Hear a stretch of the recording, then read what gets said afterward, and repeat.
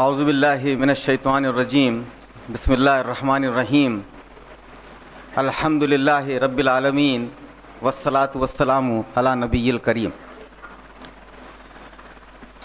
شہر الہ آباد کے تعلق رکھنے والے محترم خواتین و حضرات، قرآن پاک میں اللہ کا ارشاد ہے الذی خلق سبع سماوات طباقا، کہ اللہ کی ذات وہ ہے جس نے آسمان پیدا کیے 7 طبق در طبق، ما ترا فی خلق الرحمن من تفاوت، کیا تمہیں اللہ رحمان کی اس تخلیق میں کوئی خلل نظر آتا ہے؟ فرجع البصر هل تری من فطور، سو ایک مرتبہ نظر اٹھا کر آسمان کی طرف دیکھ لو، کیا تمہیں اس میں کسی قسم کا رخنا نظر آتا ہے؟ ثم ارجع البصر کرتین ینقلب الیک البصر خاسئا وهو حسیر، پھر ایک مرتبہ نظر اٹھا کر دیکھ لو مگر تمہاری نظر ذلیل اور درماندہ ہو کر واپس چلی آئے گی۔ محترم حضرات، اس آیت میں اللہ تعالیٰ اس فرق کو بیان کر رہا ہے کہ جو اللہ کے قوانین کے اوپر اگر پورا عمل ہو رہا ہو اور اللہ کے قوانین کی اگر خلاف ورزی ہو رہی ہو تو اس کے درمیان جو فرق ہوگا وہ فرق واضح ان آیت کے ذریعے ہو رہا ہے۔ ہم جب آسمان کی طرف اٹھا کر دیکھتے ہیں نظر، تو آپ کو شاید یہ بہت سارے حضرات کے علم میں نہیں ہوگا کہ کائنات کی جو پورا سائز ہے وہ اس قدر بڑا ہے، اور اس میں زمین کی حیثیت کیا ہے کہ اگر اس پورے ہال کے اندر ایک میں پینسل سے باریک سا نقطہ یہاں پر لگا دوں تو جو اس نقطے کی حیثیت اس پورے ہال میں ہے اتنی حیثیت زمین کی پوری کائنات میں نہیں ہے۔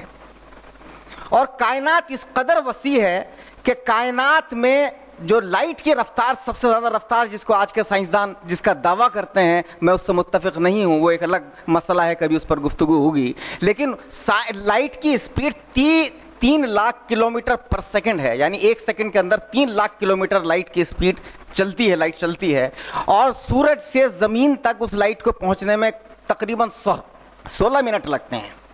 لیکن کائنات کے اندر ایسے حصے موجود ہیں کہ جہاں پر لائٹ ایک جگہ سے دوسری جگہ پر آج تک پہنچی نہیں ہے، اس کے باوجود کہ اس دنیا کو بنے ہوئے تقریباً 15 ارب سال گزر چکے ہیں۔ اس سے آپ کائنات کی وسعت کا اندازہ لگا لیجئے، اور کائنات کے اندر جو اس کی پاپولیشن ہے، زمین پر تو ہم پاپولیشن انسانوں کی گنتے ہیں، لیکن کائنات کی پاپولیشن اگر ہم سٹارز اور گیلیکسیز اور پلینٹس کے تعلق سے گننے لگیں تو 10 کے آگے اگر آپ 24 صفر لگائیں گے تو اتنی تعداد میں زمین نہیں، سورج جیسے سٹارز اس کائنات کے اندر موجود ہیں، اور اس سے کہیں بڑی تعداد زمین جیسے پلینٹس کی موجود ہیں۔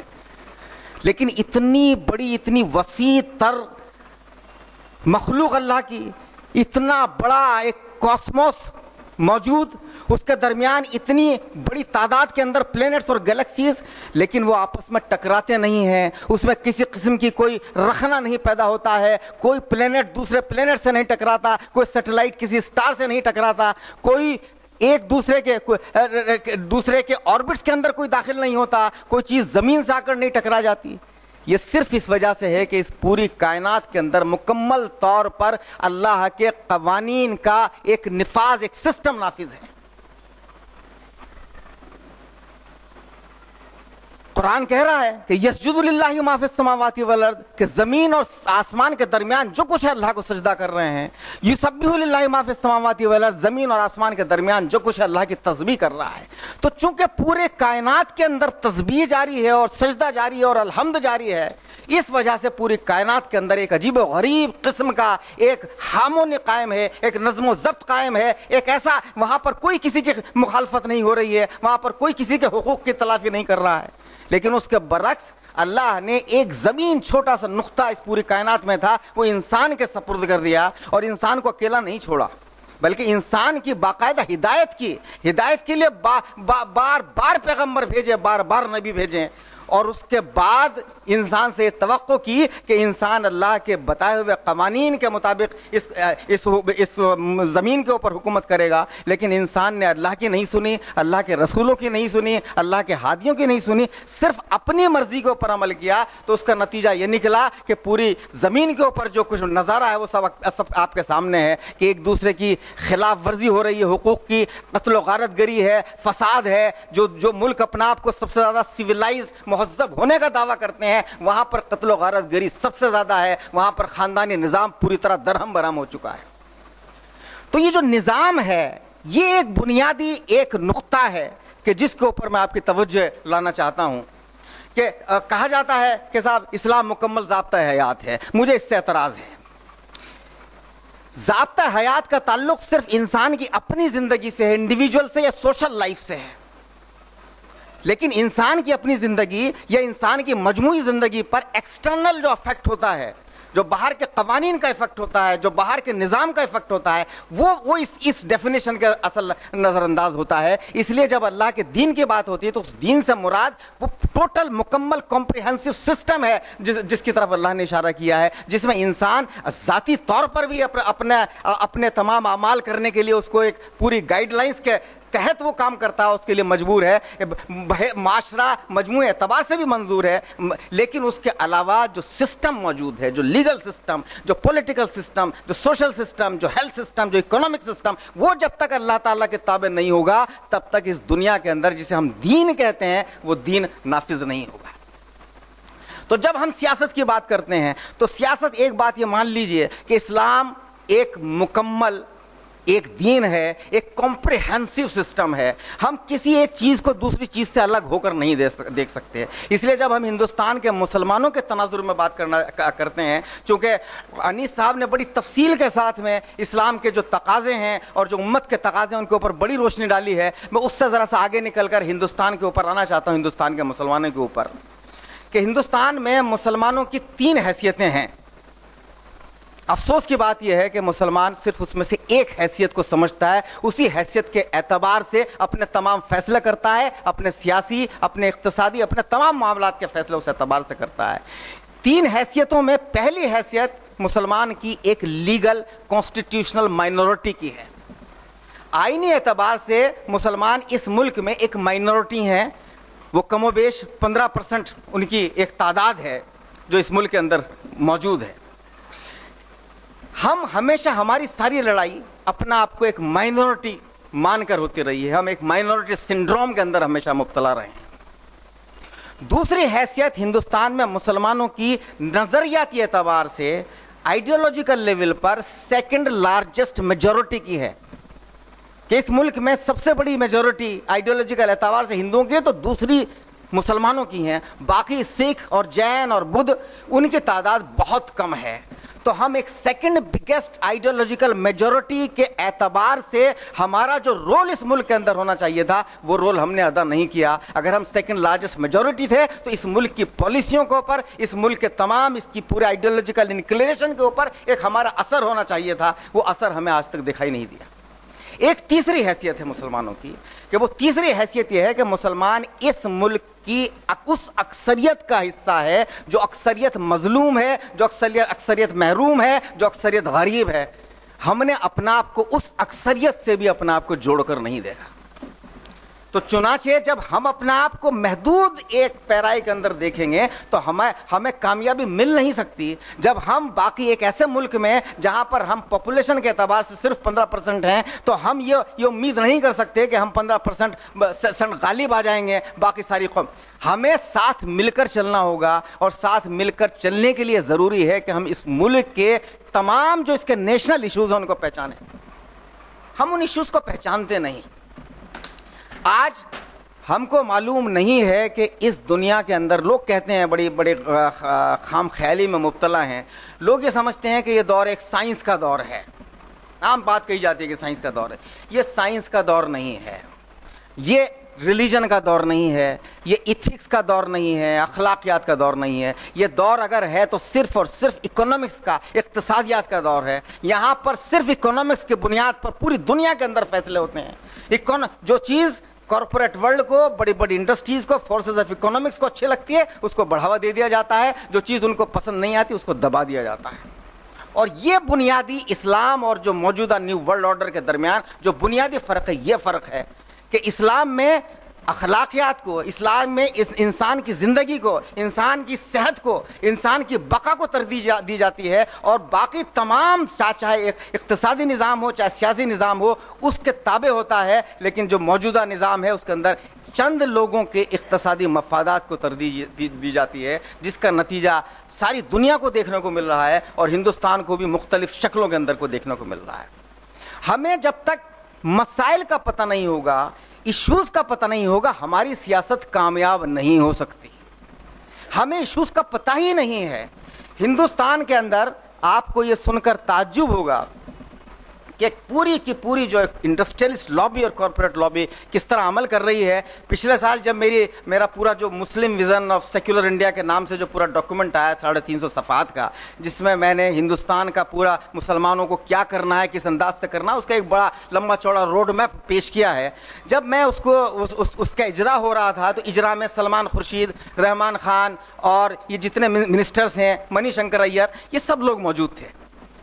मैंने स्टेज से, और कमोबेश 1000 लोगों की मजमा था, गैदरिंग का, मैंने कहा कि देखिए सलमान खुर्शीद साहब और रहमान खान साहब और मणिशंकर अय्यर साहब, आप लोग बहुत पावरफुल पॉलिटिकल लॉबी हैं, मिनिस्टर्स हैं या मिनिस्टर्स रह चुके हैं, लेकिन आपकी जगह पर अगर यहाँ पर खुद वज़ीर आज़म भी मौजूद होते तो मुझे ये कहने में झिझक ना होती कि इस मुल्क की तमाम तर हुकूमत और निज़ाम अंबानी और बिरला और टाटा चलाते हैं, और आप महज मामूली नौकरों की, गुलामों की तरह आप उनके कहने को पर अमल करते हैं। इससे ज़्यादा आपकी हैसियत नहीं है। फैसले बिरला और टाटा और अंबानी करते हैं, ये सिर्फ हमारे जो सियासी जितने रहनुमा हैं ये उनके फैसलों के ऊपर सिर्फ अमल करते हैं। पार्लियामेंट में कानून तय वहाँ होता है, पास पार्लियामेंट के अंदर होता है, पॉलिसियाँ बनाई वहाँ जाती हैं, पास दिल्ली के अंदर की जाती हैं। तो हालात ये हुए कि इन लोगों का पूरा एक जो इंडस्ट्रियलिस्ट और कॉर्पोरेट लॉबी है, उनका गलबा इतना हुआ कि हिंदुस्तान के अंदर इकोनॉमिक डिस्पैरिटी, यानी जो फ़र्क है गरीब और अमीरों के दरमियान, वो हद से ज़्यादा बढ़ गया। और आपको सुनकर ये ताज्जुब होगा कि जब मैंने कैलकुलेशन की कि हिंदुस्तान के जो रिचेस्ट, जो सबसे अमीर 1000 लोग हैं, अगर उनकी कुल दौलत का सिर्फ 20%, 5वां हिस्सा भी बाकी तमाम हिंदुस्तान के अंदर तकसीम कर दिया जाए तो हर शख्स लखपति हो जाता है। आप इससे अंदाज़ा लगा सकते हैं। शोर मचाया जाता है, बड़ी महंगाई हो रही है साहब, और जब महंगाई का शोर मचाया जाता तो क्या बात कही जाती है कि साहब प्याज महंगा हो रहा है, टमाटर महंगा हो रहा है। उनको ये नज़र नहीं आता कि मार्केट में जो ब्रांड, जो दवा जो मिल रही है बाज़ार के अंदर, कंपनी बेच रही है, वो जो दवा 50 रुपए की मिल रही है उसकी कीमत 5 और 6 रुपए से ज़्यादा की नहीं है।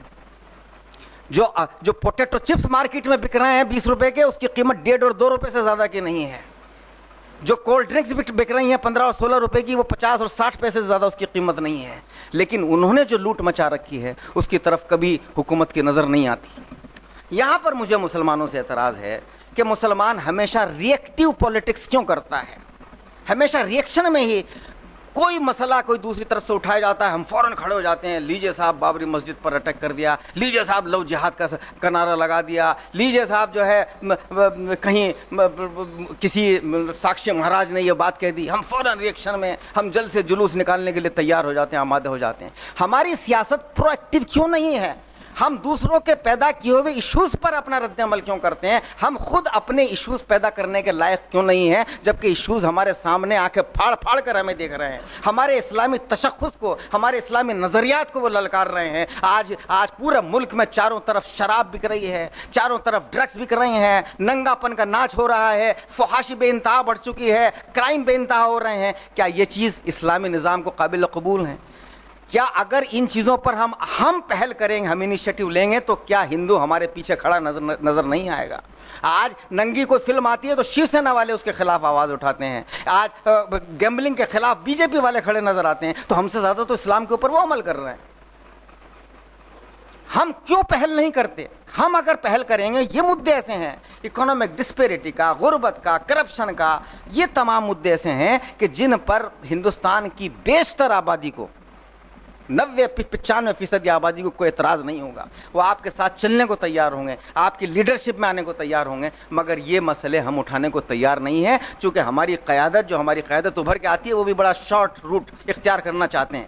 وہ چاہتے ہیں کہ وہ جذباتی مدعا اٹھائیں، جذباتی مسئلہ اٹھائیں جس سے ان کا نام ہو، کوئی پارٹی یہ سمجھ کے کہ یہ آدمی اپنی قوم کا لیڈر ہے اس کو ٹکٹ دے دے اور اس کے بعد میں اس کو حاصل ہو جائے، اور اس سے کچھ اس سے حاصل نہیں ہو رہا ہے۔ دیکھیے ہندوستان میں اگر مسلمانوں کو مضبوط ہونا ہے تو 4 سطحوں کے اوپر جو میں نے بات کہی ہے کہ 4 لیول پر اکنامک امپاورمنٹ کی ضرورت ہے، جس میں پہلا ہے آئیڈیولوجیکل امپاورمنٹ، نظریاتی طاقت، نظریاتی قوت۔ آپ نظریاتی اعتبار سے آپ مضبوط ہوں، آپ کو معلوم ہو کہ آخر اسلام کا اس دنیا میں اپلیکیشن کیا ہے۔ صرف احادیث اور صرف قرآن کی آیات پڑھنے سے کام نہیں چلنے والا ہے، صرف ہم سے سوال کریں اور ہم جواب پیش کرتے ہیں اس سے کام نہیں چلنے والا ہے۔ وہ کہیں گے کہ دیکھیے صاحب اسلام تو وائلنس سکھاتا ہے، ہم فوراً ایک دم کھڑے ہوں گے، نہیں صاحب دیکھیے اسلام قرآن میں یہ آیت موجود ہے، احادیث میں یہ آیت موجود ہے، یہ احادیث موجود ہیں، اور اسلام سے زیادہ امن پسند کوئی مذہب نہیں ہے۔ ہم جواب میں یہ نہیں پیش کر پاتے کہ صاحب آپ مسلمانوں کے اوپر الزام لگا رہے ہیں، سب سے زیادہ وائلنس تو دنیا میں آپ کی وجہ سے پھیل رہا ہے، ہمارے پاس عدد و شمار نہیں ہوتے، چونکہ ہمیں پتہ نہیں، ہم نے اپنی اسٹیٹسٹکس نہیں کی۔ ابھی ایک زی نیوز پر ایک میرا سون شنکر شاستری جو اس کے بی جے پی کے اسپوکس مین ہیں، ایک ڈیبیٹ میں ہم لوگ موجود تھے، وہ مجھ سے کہنے لگے کہ ڈاکٹر صاحب ایسا ہے کہ وہ آپ کو شاید برا لگے اور یہ واقعی بات بہت دربھاگیہ پورن ہے کہ ہندوستان میں جتنی ٹیرورزم ہے سارے ٹیرورسٹ ہے تو مسلمان ہی۔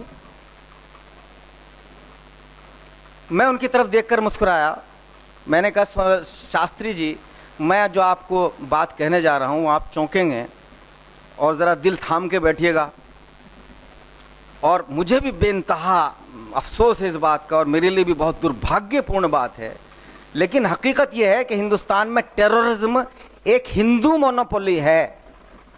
ٹیرورزم بنیادی طور پر ایک ہندو پرابلم ہے، مسلم پرابلم نہیں ہے۔ کہ یہ کیا کہہ رہے ہیں آپ؟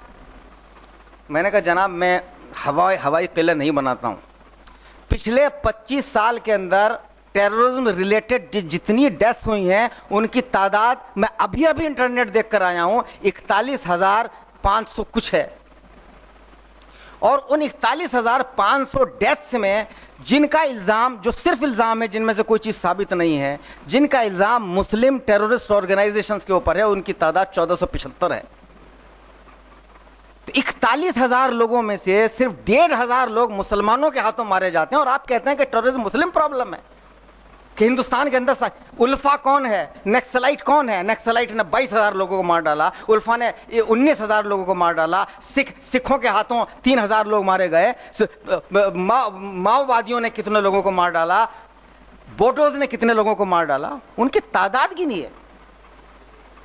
نے کہا یہ پوری کی پوری طرح چونکہ میڈیا نے ایک لڑائی لڑ رکھی ہے، اور میڈیا نے آپ کو دن رات، آپ بی جے پی والے صبح سے شام تک قصاب کا نام گنوائیں گے، کسی بھٹکل کا نام گنوائیں گے، 2-3 نام آپ نے رٹ لیے ہیں مسلمانوں کے جو نام آپ کے ذہن میں، وہ گنواتے چلے جائیں گے۔ پچھلے 10 سال میں جو اس وقت بھی جو فہرست 110 لوگوں کی جن کو پھانسی کی سزا کا اعلان ہوا ہے، ان میں سے صرف 6 مسلمان ہیں، باقی کون ہیں؟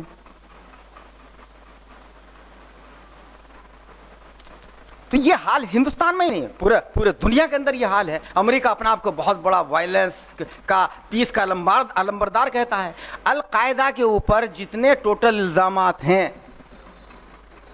ان کی کل تعداد مرنے والوں کی 5,500 ہے، جن میں وہ 3,000 لوگ بھی شامل ہیں جو نیو یارک میں حملے کے دوران مرے۔ امریکہ نے پچھلے 15 سال کے اندر 20 لاکھ مسلمانوں کو مار ڈالا۔ آپ اپنے آپ کو پیس کا لمبردار کہہ رہے ہیں، اور ہم صرف ہم سے کہتے ہیں ٹیررسٹ، ہم فوراً ایک دم منہ نیچا کر کے آنکھیں شرما کر کہنے لگتے ہیں نہیں صاحب وہ چند لوگ ہیں، بگڑ گئے ہیں، ذرا سا یہ ہو گیا ہے، اور ایسے اس سے ہم سے کوئی تعلق نہیں ہے۔ جب تک اب ہم اس سٹیج پر پہنچ گئے ہیں زندگی کے کہ پوری دنیا میں جو نیو ورلڈ آرڈر چل رہا ہے اس کے خلاف جب تک ہم پوری مکمل آئیڈیولوجیکل آنسلاٹ، مکمل یلغار نہیں کریں گے، نظریاتی الغار، تب تک ہم دنیا میں کامیاب نہیں ہو سکتے۔ اور اس نظریاتی الغار کی شروعات ہمیں ہندوستان میں اپنی سیاست کے ذریعے کرنی ہے۔ تو ہمارے سیاسی تقاضے، دوسری حیثیت ہندوستان میں، دوسری جو میں امپاورمنٹ کی بات کر رہا ہوں، وہ دوسرا امپاورمنٹ پولیٹیکل امپاورمنٹ ضروری ہے کہ جب تک ہمارے ہاتھ میں سیاسی اقتدار نہیں ہوگا ہم اپنی باتوں کو آگے نہیں لے جا سکتے.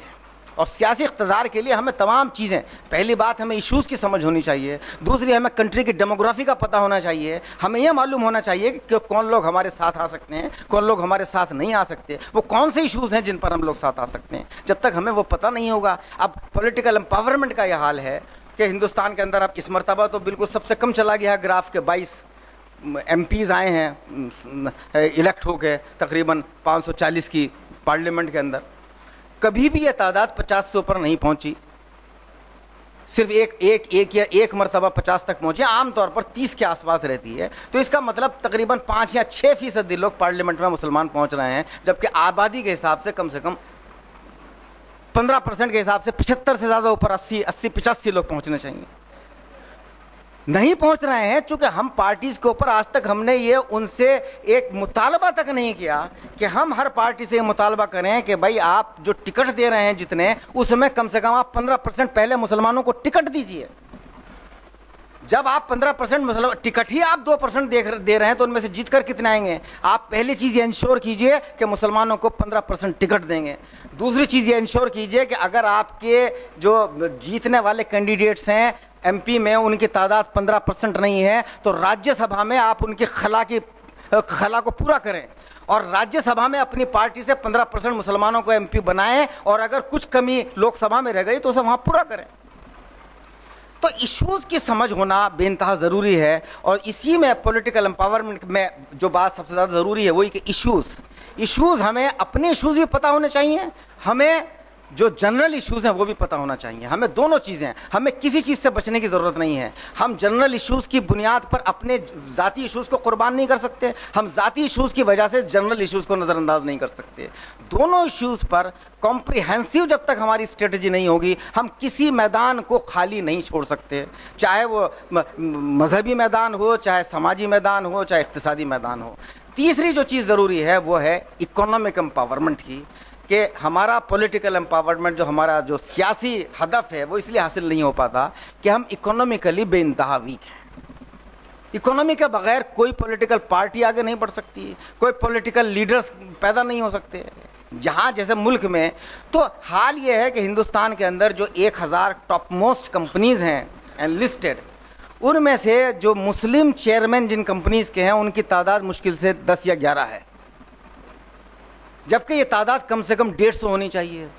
ہم 20 کروڑ کنزیومر ہیں ہندوستان کے اندر، تو ہم کنزیومر انڈسٹری بڑی لیول پر ہم کیوں قائم نہیں کر سکتے؟ ہم کیوں دوسروں کے بنائے ہوئے بسکٹ کھاتے ہیں؟ ہم کیوں دوسروں کے بنائے ہوئے کپڑے پہنتے ہیں؟ ہم کیوں دوسروں کے بنائے ہوئے باقی فوڈ پروڈکٹس استعمال کرتے ہیں؟ چلیے ہم جہاز نہ بنا سکتے ہوں، ہم گاڑیاں نہ بنا سکتے ہوں، کیا ہم بسکٹ نہیں بنا سکتے؟ کیا ہمارے ہوٹل نہیں ہو سکتے؟ کیا ہمارے یہاں سے آپ الہ آباد سے لکھنؤ تک چلے جائیے، الہ آباد سے دہلی تک چلے جائیے، راستے میں جتنے ہوٹل اور ڈھابے ملیں گے ان میں کتنی تعداد مسلمانوں کی ملے گی؟ نہ کے برابر ملے گی. ہم انڈسٹریز میں دیکھیے احادیث بھی اور قرآن بھی موجود ہے، اور وہ یہ کہتا ہے کہ تجارت کو ایک بڑا اہم، جب ہم یہ قرآن جب بار بار یہ کہتا ہے کہ زکوٰۃ دو زکوٰۃ دو، اس کا بھی ہم لوگ ہمارے اسکالرس، اسلامک اسکالرس نے اس کا بھی ایک بڑا ایک پیسیو نظریہ پیش کیا زکوٰۃ کا کہ صاحب زکوٰۃ دیجئے اور زکوٰۃ سے غربت دور ہو جائے گی. اتنی بات کہہ کر ہم آگے بڑھ جاتے ہیں. جب اللہ تعالیٰ کہتا ہے زکوٰۃ دو زکوٰۃ دو زکوٰۃ دو، تو اس کا مطلب اللہ یہ کہہ رہا ہے کہ زکوٰۃ دینے کے لائق بنو، زکوٰۃ دینے کے لائق بنو. اگر آپ زکوٰۃ دینے کے لائق نہیں ہیں تو زکوٰۃ دیں گے کہاں سے؟ آج حالات یہ ہیں کہ زکوٰۃ لینے والوں کی تعداد بہت بڑی ہے اور زکوٰۃ دینے والوں کی تعداد ہے ہی نہیں. جو چند بیچارے امیر ہو جاتے ہیں پیدا، ان کے گھر پر صبح سے شام تک ایک قطار لگی رہتی ہے چندے مانگنے والوں کی اور مختلف مانگنے والوں کی. اور جس کو 1000 روپے ملتا ہے وہ باہر یہ کہتا آتا ہے کہ امید تو یہ تھی کہ 10,000 ملیں گے، ملا 1000. وہ اکیلا بیچارہ شہر کے اندر 3-4 امیر ہو گئے، ان کی ایک مصیبت آئی رہتی. تو ایک اسلامی دائروں میں رہتے ہوئے یہ پہلی شرط ہے اسلامی دائروں میں رہتے ہوئے اقتصادی ترقی کرنا یہ بے انتہا ضروری ہے. اقتصادیات پیسہ بری چیز نہیں ہے اگر جائز طریقے سے کمایا جائے اور جائز طریقے سے خرچ کیا جائے. جب تک اکنامک امپاورمنٹ نہیں ہوگا تب تک ہماری ایجوکیشن بھی ہمارے کام آنے والی نہیں ہے. آج کیا ہوا ہے کہ ہم نے 25-30 سال سے صرف ایجوکیشنل امپاورمنٹ کے اوپر زور دیا ہے, اسکول قائم کر لیے, بچوں کو اسکولوں میں بھیج دیا, لیکن نتیجہ کیا نکلا ہے کہ ہم صرف ایسے امپلائیز پیدا کر رہے ہیں جو دوسروں کے نوکر ہیں. اگر ہم اپنی انڈسٹری کریٹ کریں گے تو ہم امپلائر ہوں گے, ہم امپلائیز ہی نہیں ہوں گے, امپلائر ہوں گے. ہم صرف دوسروں کے نوکر بنا رہے ہیں. تو اکنامک امپاورمنٹ حاصل کرنا, وہ political empowerment, economic empowerment, social empowerment اور آئیڈیولوجیکل امپاورمنٹ, یہ ساری چیزیں جب تک یکساں طور پر ایک ساتھ بیک وقت, اسی لیے میں اس بات کا قائل نہیں ہوں کہ نہیں صاحب پہلے یہ کر لیجئے یہ بعد میں کر لیجئے. معمولی فرق ہو سکتا ہے. آپ ہر روز صبح کو اٹھتے ہیں, آپ سب سے پہلے بیت الخلا جا کر اس کے بعد میں وضو کر کے نماز پڑھتے ہیں, غسل کرنا ہو تو غسل کرتے ہیں, تھوڑی دیر بعد ناشتہ کر لیتے ہیں, تھوڑی دیر بعد تیار ہو کر جسے اسکول جانا ہے وہ اسکول چلا جاتا ہے, جسے نوکری پر جانا ہے وہ نوکری کرنے چلا جاتا ہے. اس کے بعد میں گھر لوٹ کر آتا ہے, گھر میں وہ لوٹ کر آتا ہے, میاں یا بیوی باہر نکلتی ہے تو گھر میں جو کھانے کا سامان ہے وہ بھی اسی دن مہیا کیا جاتا ہے. اسی روز چند گھنٹوں کے فاصلے پر آپ اپنی روزی کا انتظام بھی کرتے ہیں, اپنی نماز روزہ بھی کرتے ہیں, اپنے بچوں کو کھلاتے بھی ہیں, ان کا تھوڑا بہت ریکریشن کی ضرورت ہوتی ہے وہ بھی کرتے ہیں.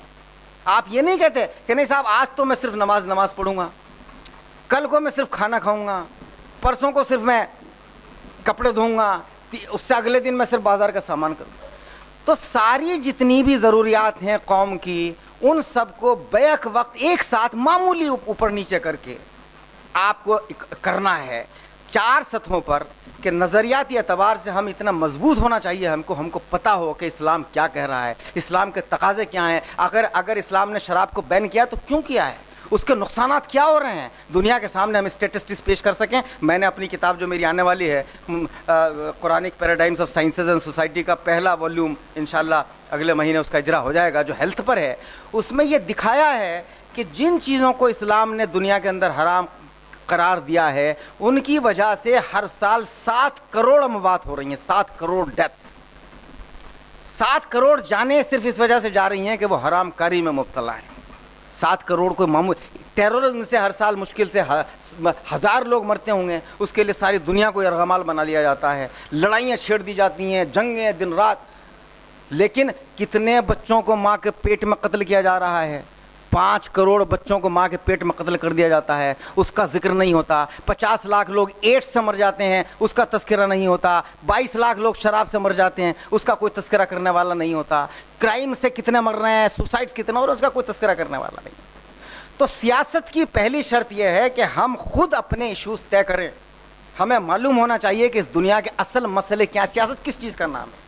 سیاست بنیادی طور پر گورننس کا نام ہے, کہ دنیا کے مسائل کو حل کرنے کی ذمہ داری جس قوم کے اوپر ہوتی ہے اسے ہم سیاست دان کہتے ہیں. جو سیاست دان وہ ہوتا ہے کہ جو ایشوز کو پیدا کرتا ہے, ایشوز کے اوپر عمل کرتا ہے, اس کو حل کرنے کے مسائل کو حل کرنے کا طریقہ کیا یہ سکھاتا ہے, اور اس کے بعد جب وہ برسر اقتدار ہوتا ہے تو برسر اقتدار رہ کر ان قوانین کو اس کو امپلیمنٹ کرتا ہے, اور اگر اپوزیشن میں بیٹھا ہوتا ہے تو ان ایشوز کو اٹھا کر سرکار کو مجبور کرنے کی کوشش کرتا ہے کہ وہ کام کریں.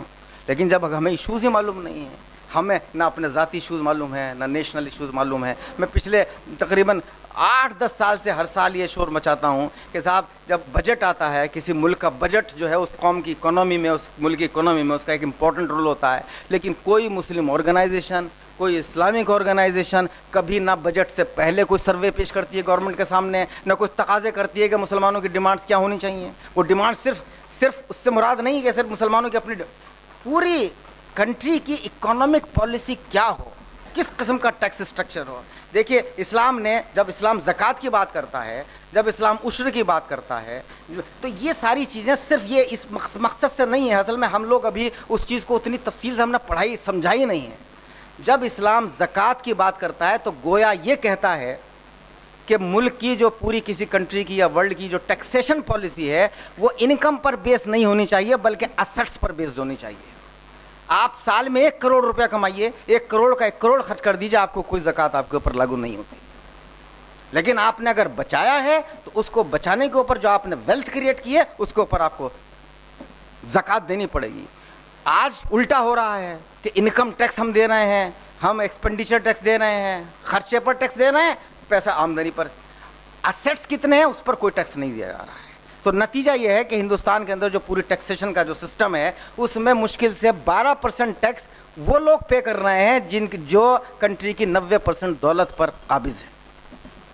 باقی سارا ٹیکس بیچارے غریب عوام پیش کر رہے ہیں, اور وہ جو چند لوگ ہیں وہ امبانی اور برلا وہ یہ کہتے گھومتے ہیں کہ ارے ملک کو حکومت تو ہم چلا رہے ہیں, ہمارے پیسے سے حکومت چلتی ہے.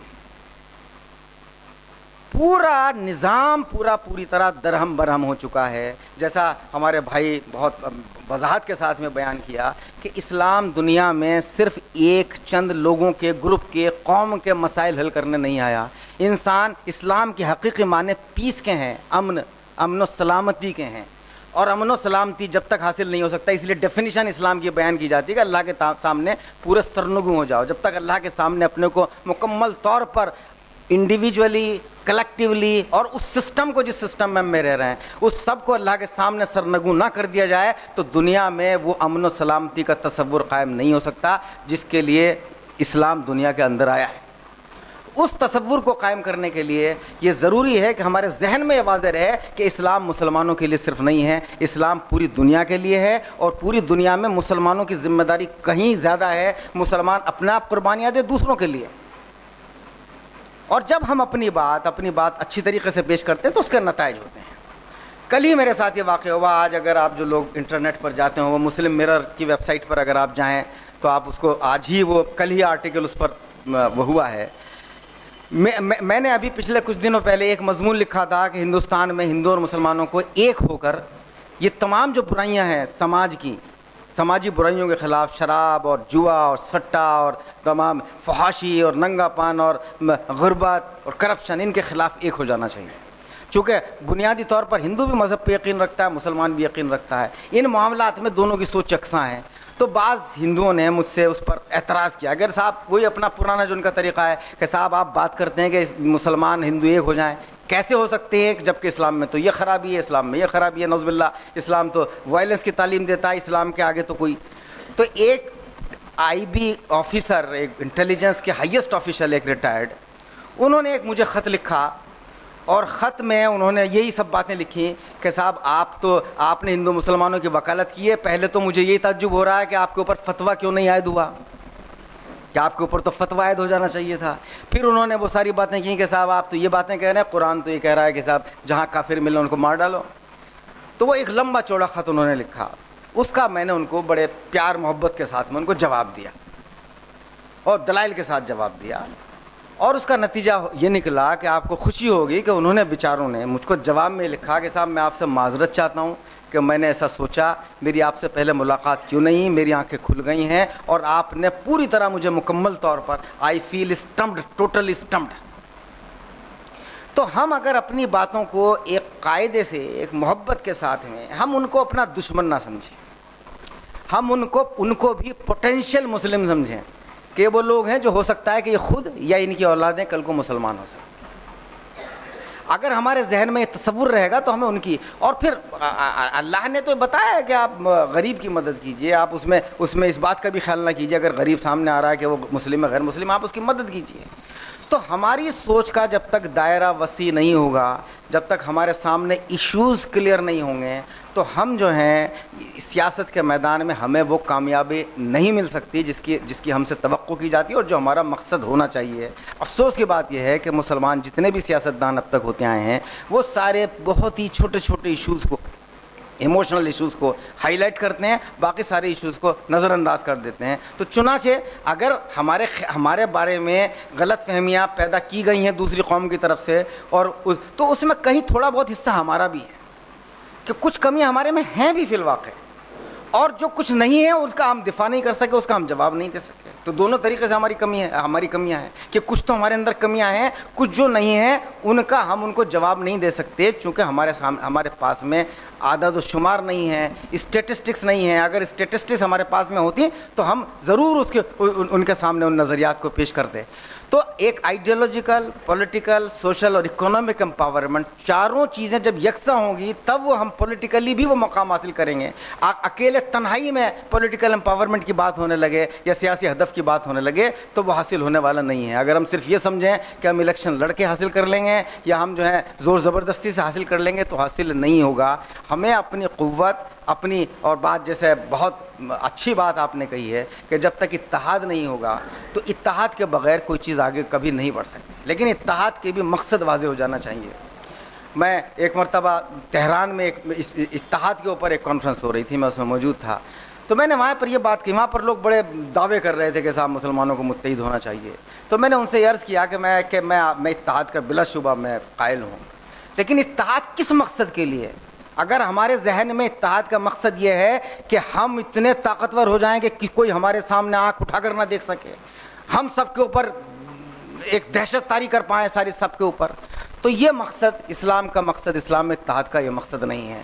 اگر آپ کے اتحاد کا مقصد یہ ہے کہ پہلے آپ متحد ہوں پھر باقی تمام لوگوں کو متحد کرنے کی کوشش کریں کہ جو دنیا کے اندر جو خباثتیں ہیں، جو خرابیاں ہیں، جو کمزوریاں ہیں، ان کا ہم مل کر مقابلہ کریں گے، تو یہ اتحاد ہے جو مطلوبہ اتحاد ہے.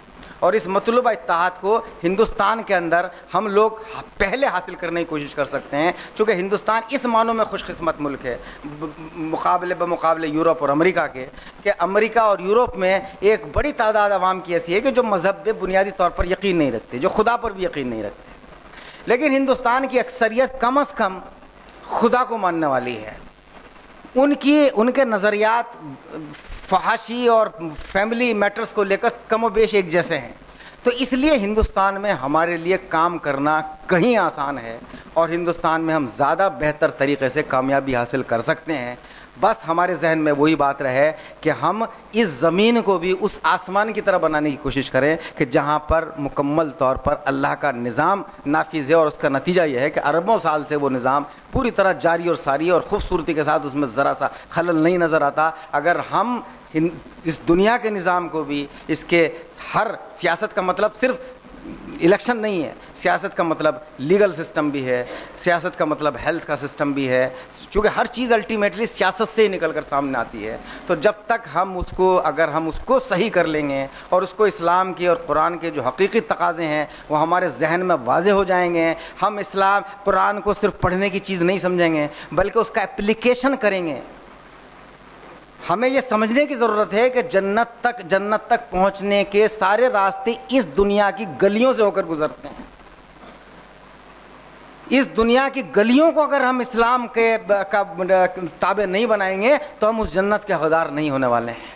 تو ہم ہر میدان کے اندر، ہر جگہ پر ہماری کوشش یہ ہو کہ ہم ایک اسلامی موقف واضح ہونا چاہیے، دوسروں کے سامنے ہم ایک پیش کر سکیں کہ دیکھیے صاحب اگر اسلام آئے گا تو اس کے نتائج نکلیں گے. اور آج کے دور میں، انٹرنیٹ کے دور میں، جب ہمارے سامنے تمام اعداد و شمار موجود ہیں تو یہ چیز بہت آسان ہو گئی ہے.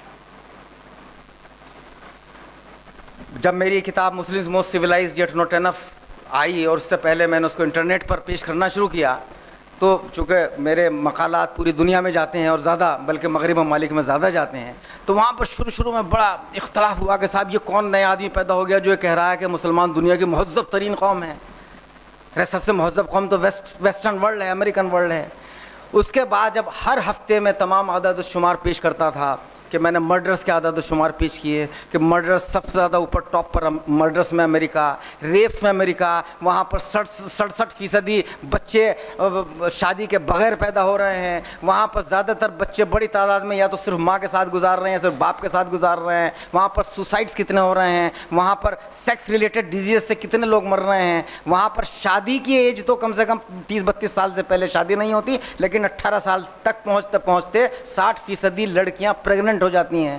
تو وہ جب سارے چیزیں میں نے پیش کرنی شروع کی تو وہ ہکا بکا رہے. اور اس کے بعد میں تو اب ہمیں ایک پورا جسے میں کہتا ہوں کہ نظریاتی الغار، اس نظریاتی الغار کو ہمیں ہتھیار ویپنس اٹھا کے لڑنے کی ضرورت نہیں ہے. ہمارے پاس میں آئیڈیالوجی کا ویپن, نظریات کا ویپن, اسلام کا ویپن اتنا بڑا ہے, جو قرآن جس کو جہاد بالقرآن کہہ رہا ہے کہ قرآن کی مدد سے جہاد. اس کا مطلب یہی ہے کہ قرآن نے جو ہمیں فکر دی ہے, قرآن نے جو ہمیں سوچ دی ہے, اس سوچ کے اعتبار سے ہم ایک نظریاتی ایک جد و جہد کریں, ایک جہاد کریں, تو اس میں ہمیں بے انتہا کامیابی ملنے والی ہے. ہم ایک دوسرے کے ساتھ تعاون کرنا سیکھیں, ایک قیادت کس طرح ابھرتی ہے وہ فن سیکھیں, اپنے قائدین کی کو ماننے کا طریقہ سیکھیں, اور اس میں ہمارے سامنے قرآن ہے, حدیث ہے, رسول اللہ صلی اللہ علیہ وسلم کی مثال موجود ہے. اس سے بہتر کوئی مثال نہیں ہو سکتی. اگر ہم ایسا کریں گے تو انشاءاللہ کوئی وجہ نہیں کہ ہم یہ مان کر چلیے کہ اس وقت کوئی اگر اس میں مبتلا کرتا ہے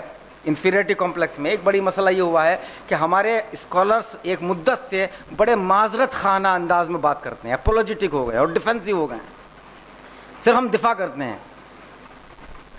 کاؤنٹر اٹیک بھی ایک بہترین دفاع ہے, سب سے بہترین دفاعی کاؤنٹر اٹیک ہے. تو ہم کاؤنٹر اٹیک بھی نظریاتی اعتبار پہ, حقائق کے اعتبار سے ہم کرنا سیکھیں. اور اس کے بعد میں کوئی وجہ نہیں ہے. اب پوری دنیا میں جو مسلمان یہ غلط تاثر دیا جاتا ہے کہ مسلمان پٹ رہا ہے, مسلمان پٹ نہیں رہا ہے. پچھلے 30-35 سال میں 70 سال سے مسلمان جد و جہد کر رہا ہے, اور اس جد و جہد میں کامیاب ہو رہا ہے. آج دنیا کے اندر مسلمان حقیقی معنوں میں ایمان رکھنے والوں کی تعداد کہیں زیادہ ہے, نماز پڑھنے والوں کی تعداد کہیں زیادہ ہے. مسلم ممالک کے پاس میں کہیں زیادہ پیسہ ہے, مسلم ممالک کے پاس میں کہیں زیادہ ایجوکیشن ہے. اس میں ہم مقابلہ کر رہے ہیں. اس مقابلے میں ہمیں نقصان بھی ہو رہا ہے, لیکن یہ مقابلہ انشاءاللہ ہماری فتح کا باعث بنے گا. اور اس میں ہندوستان کے عوام کو اور ہندوستان کے مسلمانوں کو ایک رول ادا کرنا ہے. اس رول کو ادا کرنے کی آپ کی طرف سے جدوجہد ہونی چاہیے. اللہ تعالی ہماری ہدایت کرے اور ہماری کوششوں کو کامیاب کرے. بہت بہت شکریہ.